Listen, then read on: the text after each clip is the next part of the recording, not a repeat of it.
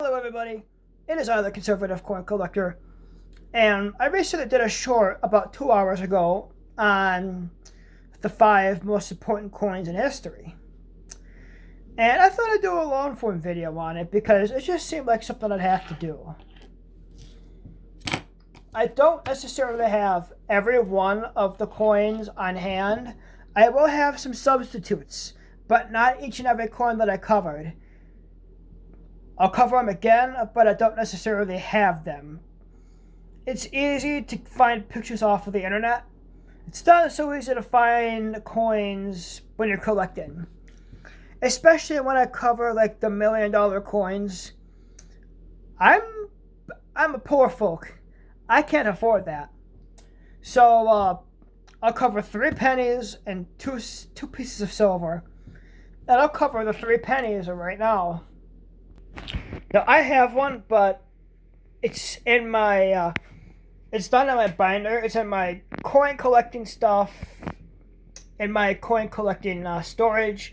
So it's not gonna be here. But the Flying Eagle penny is what I cover. It's because it's the first penny to be considered a small cent. Now I don't have an American large penny. I think I do, but I'd have to go digging for it. But it was roughly the same size as this large penny from Canada. But besides, I have half a dollar. I actually have half a dollar here to compare it to. They're about the same size. Of course, this looks bigger because it's not in the plastic. But the reason the Flying Eagle penny was so important and historical is pennies went from this size to this size. Flying Eagle pennies are the size of our small cents, and our small cents have remained the same size since the 1850s. So for over 170 years. And that begs the question, I also covered copper in pennies as well. To see if you have a copper penny, this is a shiny brand new penny. This is a copper penny. The copper pennies don't shine up and aren't as brand new looking because copper just doesn't shine like that. You can find shiny copper pennies, but they'd have to be in like certified MS65 condition, and it's rare.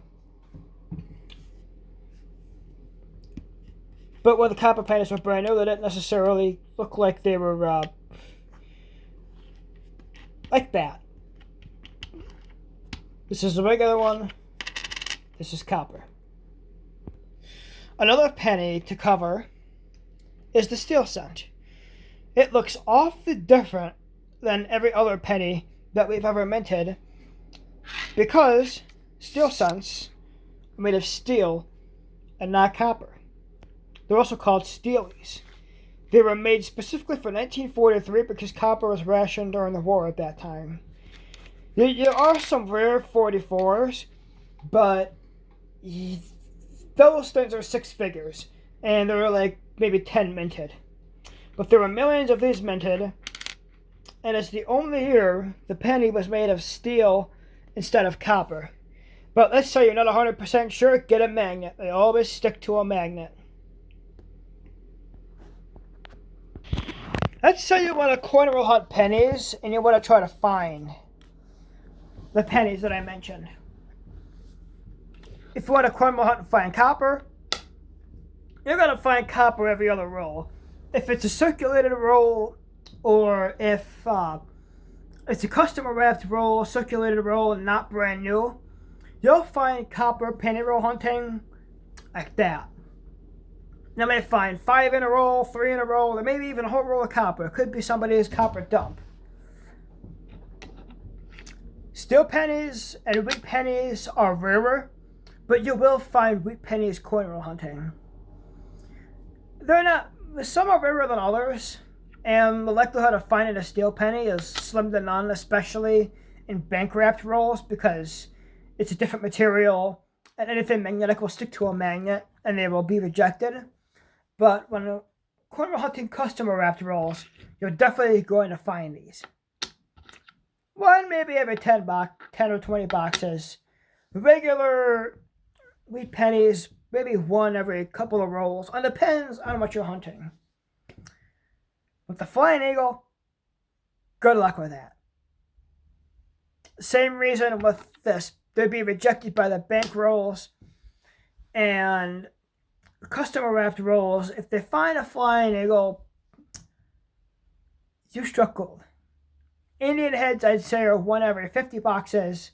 Flying eagles are one every 200 boxes.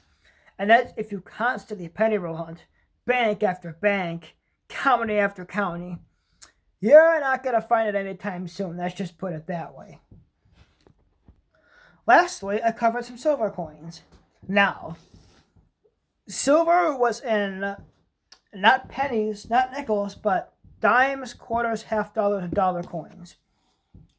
And the cutoff date for silver is 1964. There's a lot of people that'll argue that 1965 is the cutoff date. I even had someone who metal detect come through my line when I was cashiering at work, say 65 was the cutoff date, but it's not. 64 is the cutoff date. It's a known fact, 1964 and below. That is, if you're hunting half dollars. Then half dollars, 64 to 68, we're like 40% silver. But let's say you find a coin and you're not 100% sure. Silver coins have a very distinct look to them. It's kind of hard to describe, but if you find a piece of silver in your coins, you'll know. Or it's just a dirty coin from like the 1980s and you just disappointed yourself, because that happens as well. But you always want to look at the date, 64 and below. Take, for example, this 1896 Morgan dollar I have to rewrap because the wrap on this plastic just came off. This is from 1896 and it's a Morgan dollar, 90% silver. And I also have a nickel that was made of silver as well. But you may say, conservative coin collector, you just said there are no silver nickels. But there are. Here I have, a war nickel. This was from 1944. It's an 80-year-old nickel.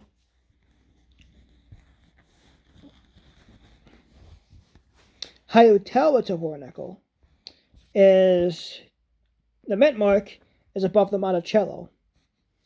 In regular nickels, the mint mark is beside it. But right now, it's above it. That's how you tell you have a war nickel.